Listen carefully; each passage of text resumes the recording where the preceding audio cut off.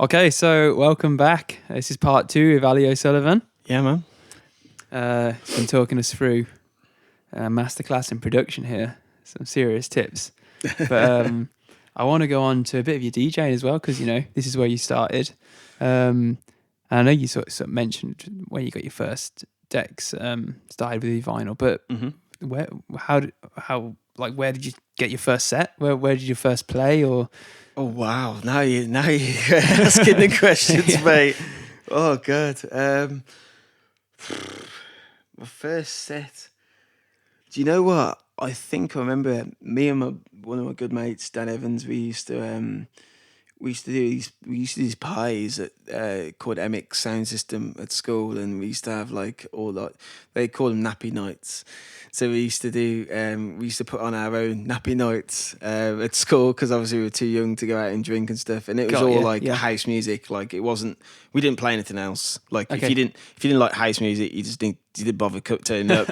So we used to sell tickets for like £2 or £3, and then we used to. that's pretty good, isn't it? Yeah. We made some money, but we did it mainly for charity. So we were doing that, and then I sort of got picked up on the back of doing that, and then just through word of mouth and people I know, for a company called the Juice Sound System. Used to do the Rainbow Airhouse quite a lot, and then my first big set was I started at well, actually no, I didn't start anywhere local. It was in the Medicine Bar in Birmingham. Oh yes. So I was like 18th birthday party. Yeah. yeah, I remember you saying, yeah. So I was like so nervous. Oh gosh, yeah, it makes me think now back to that. I was actually playing upstairs. And the second time I played was downstairs, but I played upstairs to begin with, and yeah, I was so nervous. I mean, my mom had to come with me because I think I was 17.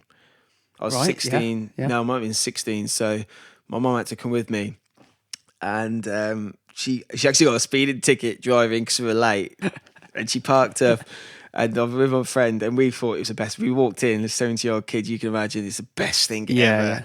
We're like, oh my God, we're going to stay all night and stuff. And we couldn't stay all night. I literally had to DJ and then go and then leave the club. Oh And man. I was gutted. I was thinking, well, if it's going to be like this, I want to, this is me. Yeah. This is me. Well, how straight did away. it go? You seem to have quite a good memory of it. Yeah, great. Yeah. I remember playing a Doppel Whippler track, which is like proper old like minimalistic track.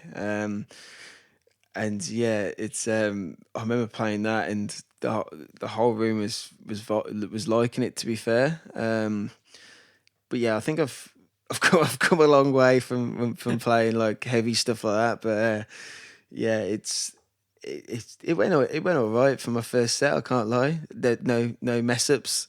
Yeah. Or if there was, it was recovered as far as I'm aware.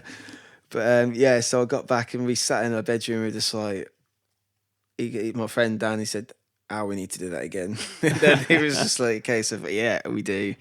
So yeah, it just went from there really, and started playing in Birmingham more.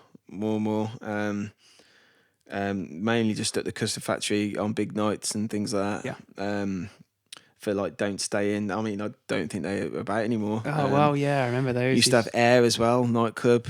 Oh man, around the corner. Such a good club. I remember I went to Went to watch Dead Mouse there actually. Nice. Yeah. I saw Eddie Halliwell on like Eddie New Halliwell. Year's Eve. Wow. Oh Yeah. man, it was so cool. I think I was only 17 then as well. Wow. Oh, it was so cool. What a club. It's like 3 floors or something. Yeah. Oh, Massive man. club. It's but yeah, it just went from there really, to be honest. Where have you sort of DJ'd most recently? We was up. We've been. Oh God. This year we've been in Darlington a bit. Cool. The lads Spawner up there. Their quality. They put on some really good nights up there. But yeah, so I was up there. We did we were up there with Jay Kermis, doing like back-to-back sets and stuff like that, and it was pretty cool. played about locally, really. To be honest, I haven't Yeah. really. I haven't. Do you know what? I haven't played in. I started in Birmingham, but I haven't played in Birmingham in ages. Like I used to play at Dolce Vita quite a lot Yeah, with yeah, like yeah. John Brady and Reedy. They're absolutely amazing. Top lads. They sort of. I sort of left the scene for a bit and then went off like DJing. I was speaking to you in Faliraki. Yeah, yeah. I don't really tell many people that. Just the internet's gonna know now. Just the internet's got. Can you cut that bit out? No, I'm joking. So they got me sort of back into like my underground scene from like the Funky House, and obviously had me in Birmingham. So like recently, I think we're looking back at Project, which is where I've been on and off for the past few years. Yeah. Well, we've played with. That's it was Monkey, wasn't it? She First, played. did we first meet there? I think so. Yeah, Yeah, I we think spoke so. online, but then spoke maybe online, but yeah, actually first met there. Yeah. November last year. Yeah. Was it that long ago? Was it November last year? Yeah, yeah. Gosh, wow. Wow. Taking back now. Wow, yeah. So this year we've just been not really been doing many gigs really, to be honest. I'm just slowly getting back into it, but we've got a few things planned. I have got a tour in Brazil planned that keeps getting pushed back and back because we have there's a few agent issues and stuff and visa issues. But I've played over there twice now, so hopefully go back for my third time. Oh man, that's so cool. So yeah, I played The Edge, which is pretty cool. And like this massive party, which has had like this mansion with like 15 bedrooms. It was like outside. It was crazy. Played a few other clubs there, but the main one was like The Edge because it was like you're in Tron. Like the movie Tron. Honestly, if you have a look on YouTube, it's unbelievable. I've got some videos somewhere actually. That's so cool. But yeah, I've been over there quite a few times. So we're hoping to do that again. And then the other one would be Ecuador. So there's a few people over there just to go over and do some gigs. I've got possibly Italy coming up. So I seem to be doing. It's quite weird actually because you normally like start at home first and then venture out. Yeah. I seem to do it back to front for some reason. I find that when I used to do a lot of the other dubstep stuff, because it's like it's an online community, a lot of production based stuff, because that's going out to a wider network. Yeah. I find that like it's always further afield that's hearing it and wants to bring you over. Yeah. You get some like crazy offers. Like Guatemala, I had an offer a few months ago, and Argentina, and but I'm still getting back. I want to build myself a back catalogue of tracks and stuff. So there's also that, and just normal working hours. Yeah, you can't go on tour for 4 weeks. Yeah, that's it. I mean, we were talking about this over some food. You need to have something to keep you going. You need to have a balance, you. And just to have something different going on in your life. Yeah, you need to have something to bring you away from that. You got to have a hobby. You have to have a release. Yeah, definitely, most certainly. And we were talking about as well because you're getting this sort of the idea of a back catalogue, and you were saying that it's important to have other tracks lined up. Yeah. I mean, it's like if I made the mistake of, I wouldn't say it was a mistake. It was pretty cool, but I was pushing my music out to big labels, and what I was doing is just I was spending ages, like you could spend hours, days, weeks, months doing that one track that you think's absolutely amazing, and actually you're not going to take it, and it's always a track that you least think. 9 times out of 10, it's the track that you least like that the label takes, and it's a nightmare, and it always happens. But I think if you send your track out as on its own, a lot of labels that I've spoken to will say, "Oh, can you send me another track?" Yeah. and then they want another track. So it's pointless you then waiting another God knows how many weeks or months or, to produce those amazing tracks that you're doing. So you may as well just get a back catalogue first and then send them what you think would suit that label. Yeah. So not send them, don't even have to send them the whole unreleased list of stuff. You can make your own little group and send them. Send them like maybe 6 tracks, send them 5 tracks, even 2 tracks, 2 or 3 tracks, LP, EP.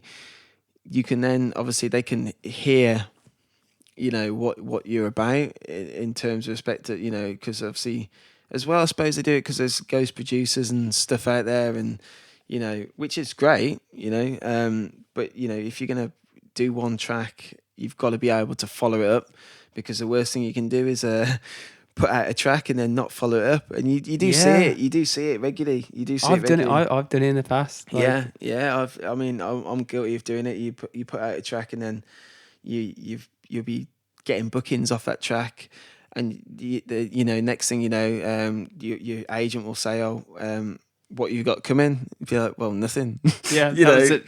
I worked on a track the other day, but I've scrapped it now. Yeah. But oh no, what else have you got? Oh, nothing. So that's why you have to sort of give yourself a buffer, in theory, because when it starts to come, they start coming very, very fast, and it's very hard to keep up.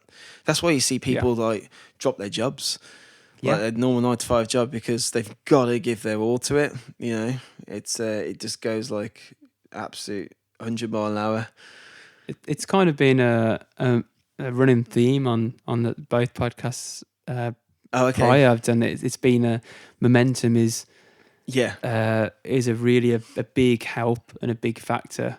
I guess especially in the social media culture as well, when you're hot, there's a lot of more opportunity there for you. It's good to be prepared. Yeah, if you're big on social media, and you're putting a lot of tracks out on social media or whatever, or you're recording your gigs and people are liking it and digging it, and you end up being in the limelight, but then you've got nothing to back yourself up. So you've got to really run with it.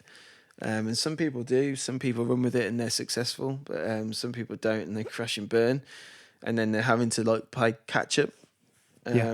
So yeah, it's all fun, I guess, at the end of the day. But yeah, just enjoy it. It's the best thing. Yeah, that goes back to what we're saying, and just do it as long as it's what you want to do and you're getting out of it. What you want. I used to think I used to have to go out and DJ. I used to have to, and I would be DJing, and then it sort of turned into like a job, and I wasn't enjoying it. I enjoyed partying. Don't get me wrong. People probably know me listening to this now, thinking, yeah, he does enjoy partying, quite badly. But it's, how would I put it? Yeah, it's. You don't have to do everything, do you? No. So, you don't have to be out DJing all the time. You have to be pushing yourself every day. No, you don't. You can. It's like choosing your battles, isn't it? It's picking your battles. Like, okay, your idea here. You've got in a back catalogue of tunes. Brilliant. That's perfect. That's what you want to do. Yeah, because otherwise it takes all the fun out of it if you don't do it right, and then you suddenly feel that this is like a 9-to-5 job sort of thing, and you're promising people you play here, you're promising people you play there, and you just end up not enjoying it as much, and so you've got to have fun with it as well. You know what I mean? Yeah. Like you can't just look at it from a works point of view. You've got to enjoy it, and if you're doing those gigs and you're enjoying it and you're playing amazing gigs, that's great. But don't go and do gigs just for the money, should I say? Yeah. And then you get at these places, and then you not enjoy it. So, but yeah, man. That's some good top advice, man. Well, I think it is just staying on top of. I guess it's all the sort of mental health sort of aspect of it, isn't it? It's got to be fun. Otherwise, you're gonna start to bring yourself down. And yeah, I think as well with social media, people compare themselves to others.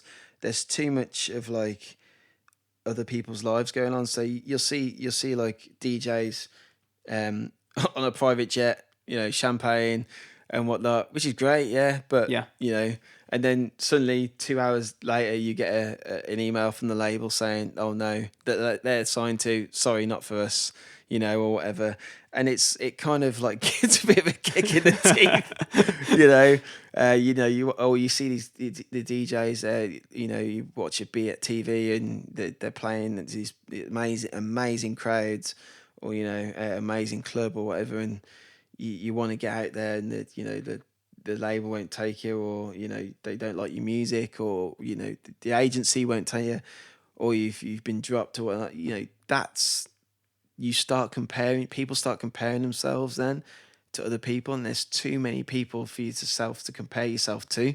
Yeah. So you've got no cut off. It's like, oh, I need to be doing this now because so and so's doing this. I need to be doing this because they're doing this. But everyone's doing something different. Yeah. You just got to do your own thing. You don't compare yourself to others. It's like, it's going back to the thing that was on Instagram with the likes and stuff. So and so's got 1,000 likes for that track, and I've only got 2, and 2 of them are best friends.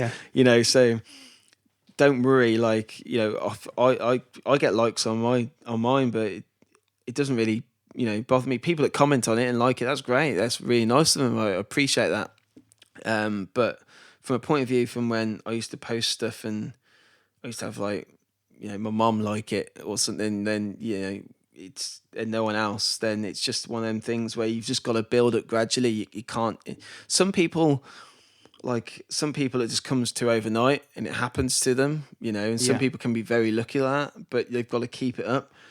But yeah, just the worst thing you can do is, which I see a lot, I hear a lot of it, people compare themselves online to others, and it's a bit of a shame really that the social media's gone that way, to be honest. That's what I was saying to you about the streaming. That's not me. I've got it. I'm on Spotify. Yeah. So if you want to check me up on Spotify, Yeah. no, sound like Lewis Capaldi now, trying to sell my music and stuff. Well, we're here to sell music as well. That's part of it, isn't it? It's all part of it. Yeah, but no, yeah, it's just it can be hard. Yeah, so I can't imagine now. Like, just thinking next 10 years, like kids growing up now. To social media and stuff like that, and having, if they want to be a DJ. I mean, I thought it was hard enough being trying to become a DJ and get myself a record deal and stuff back then. Like, now it's just because it's became so easy, and CD decks are easy to DJ with, and you can just go rock up to a club with a USB, not carry 10 ton of vinyl with you, so yeah, man. It's, I think you need to just keep coming back to it. You just need to do it because you want to do it, and that you're comfortable with what you're doing. Yeah. And kind of ignore everyone else. And if it's, if it's say you're more into producing, then go and make some music. Yeah. And when you've got some tunes, put it on social media then. Because I think everyone can have, what's that documentary, that Fire Festival. Everyone can have as much of a professional DJ look in front, and obviously it's hard because you see that and you're going to see the popular posts and whatever. Oh gosh, yeah. But at the end of it, are they really getting out of it what they want? Would you be happy with a faker front, or I think you just got to do what you enjoy. Yeah. But yeah, we could go on about this for another 4 hours, couldn't we? About social media. But I think I know you said maybe you'd have 2 likes on a post or something, and it's your 2 mates. I think for me, what's been important, which I think I sort of lost a bit when I moved into doing more house stuff from the dubstep stuff, because the dubstep, I think, was probably just the timing. It was a very online community based thing that rose with the rise of internet streaming. Yes, it did, yeah. And I think I lost that with the house, or maybe I didn't allow myself into a community again. I think it's important to build a community around you of producers. Like, I send tunes to you, I send tunes to other people I know, and I think maybe for a lot of, would you say it's good advice for producers too, and DJs with mixes, or just sending out tracks to start to have a community and go from there? Like, you don't have to do it alone, really. No, yeah. I mean, it's just go out and network as well. It's like, I mean, you network really well. Every time I see you, you're somewhere, some music convention or something. You love your music. Me, I'm quite lazy, so I've always needed a kick up the backside to go out and network. I enjoy partying. Don't get me wrong. That's networking as but well. that's Though. networking as well. Yeah, It's that just was my speaking to excuse. people. Yeah. But yeah, it also is it is who you know at the end of the day, and I know there's some amazing DJs that are still DJing in their bedroom, and that just maybe not had the go in them to get up and or send their tracks out or go out and try and get a gig somewhere. And it is really, I mean, you can agree and you could go on about it for hours, but personally, I think it is as well who you know. And it is about building yourself a network and a community around yourself to establish then your group, who you want to send music to, who you want to involve in this and that, and and who you want to work with and stuff, and then build up from there. Because if you just go into it head first, I mean, I've met some right crazy people. I've met some right characters. I've met some amazing people. Some of them which have helped me get to where I am today. And even just by advice, Yeah. I'd send a track. To Paolo. He'd be like, "Nah, it's not good enough. It's crap." But that's what I wanted to hear. That's fine. Oh, don't, or just don't do this, don't do that. But I like hearing it, so I'd send it to like 4 different people, and then get a sort of average to if they're all saying the same thing, then there's something wrong with it.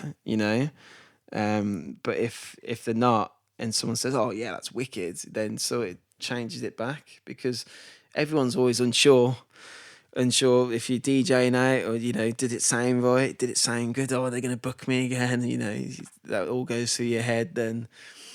But you just enjoy it, man. I think we keep going back to that. Yeah, we keep getting back. I'm gonna have that slogan across my t-shirt, say just enjoy it. Just enjoy it. Ali Hassan, 2019. Just enjoy it. I mean, we've covered so much today, so much good advice as well. It's been a wealth of knowledge today. No, cheers. I've already learned so many things. You haven't seen these guys' creations. I've walked in. He's got a fan. He's built his own aircon unit with a fan, an ice cooler, and is it copper piping? Copper piping in the pump. Yeah. Like people will find this fascinating. Well, I have anyway. I keep learning stuff from this guy. I guess one last thing is there anyone? Oh, a couple of things actually. Sorry.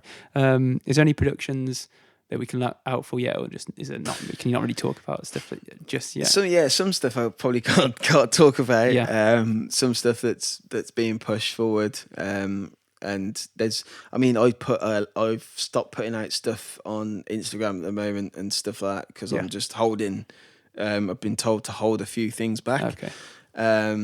But there's a few things coming out. I've got I forgot about that. I've got a remix on Miss Moneypenny's coming out in the end of this month, I think. So they're actually getting their own label together now. This house label. Yeah. So I've got a remix. It's a 4 track EP coming out on there. I've got a remix for a few of the labels. I've done. To be fair, I've been doing quite a few remixes for people, and obviously just had the track on Swerve's label as well. Great label. Yeah, they're pretty cool. They're good. They're good lads. I like the lads. They're wicked. Put a lot into it as well. Sorry? Yeah, they put a lot into it as well. They do. Yeah, they put a hell of a lot into it, and that's what I like to see. Because you want to the artist wants to see what the label's going to give them back and what they're going to get out of it, because you're giving your pride and joy away to someone, and you want it to be in reliable hands. You don't want someone just to stick it on the internet and just be like, there you go, sort of thing. They do a lot of work in the background. So hats off to them guys. But I've got a few things in the pipeline coming out. Few things I can't talk about. Like I say, but, okay. we've got we've got a few things. We got a few things coming out. Maybe one EP at the end of the year. Maybe something towards the beginning of the summer next year. Cool. So yeah, I look forward to that. Yeah. All right. One last thing. Anyone in particular that you can, is a future artist we can look out for, or anyone you're really enjoying at the moment? Or even a track you just love at the minute. It can be anything. Gosh, there's so many. There's so many. I mean, to be honest, a good mate of mine, Joseph Edmund, is absolutely smashing it at the moment. I think he's definitely someone to look out for. Yeah, I mean, there's.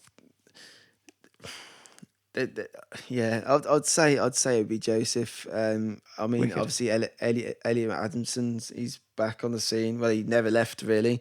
He No. sort of hibernates and makes an album, which still I need to have a chat with him because see how he makes an album in such a short space of time. He just literally doesn't sleep. We used to call it. I'll do it. Yeah. We used to call something called. We used to say, it's the Adamson theory, and I used to call it that. And he said, what I do is I won't eat anything until I finish the track. So like he don't treat himself until he finishes that track. So I was just like, I'd fall asleep. I did it, and I was just like dying. Like half an hour, I needed chocolate bars. It was crazy. So I started calling it the Adamson theory, which I should actually copyright. That's pretty cool. That's pretty cool. Yeah. You're copywriting a man. Yeah. A man's name. But yeah, Elliot's quality. I think Yeah. his productions are really different, and he's very different character completely. I like that about him. And Joseph, like, he's one of the nicest lads I've ever met. Like, he was so down to earth. I think those two are going to be smashing it in future, really, to be honest. But yeah, probably my favorite track at the moment is, I don't know whether it's out yet, is his track, which is the Tater Tots. Okay. Which is coming out on Trick on Patrick Topping's label. Oh, that's man. That's pretty different, that is, and it's his voice too. It's really cool. Very cool. But yeah, that's pretty sick, to be fair. So okay, one to something look out different. for. Yeah. Oh man, I'll tell you what. Thanks Yeah, so man. much for coming on. No problem. Pleasure. 2-parter as well. Yeah, I only so thought cool. I was going to be here for like 15 minutes. I know, mate. It's gone dark. It's gone dark, hasn't it? Yeah. Oh man, you've given so much advice. No, pleasure. Anytime. And you've given us a really good insight into your story about where you started and how you've gone through, especially in production, man. You've really told us a lot and give a lot about yourself there. No problem. Well, thanks so much for coming on, man. No problem. Anytime. Thank you. Anytime, Luke. Ciao. Ciao. Ciao.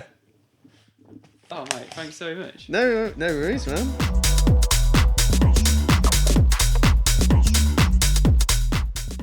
Oh, what a great podcast. And we really thank Ali O'Sullivan for giving up some of his time and coming to talk to us. Lots of great advice on there. Really enjoyed having him on the podcast.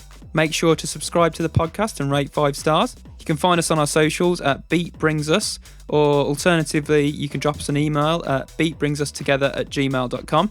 Please send in any questions you'd like me to ask future guests or any feedback you have. I'd love to hear it. Thanks, and until next time, you've been listening to Beat Brings Us Together podcast with me, Luke Hassan.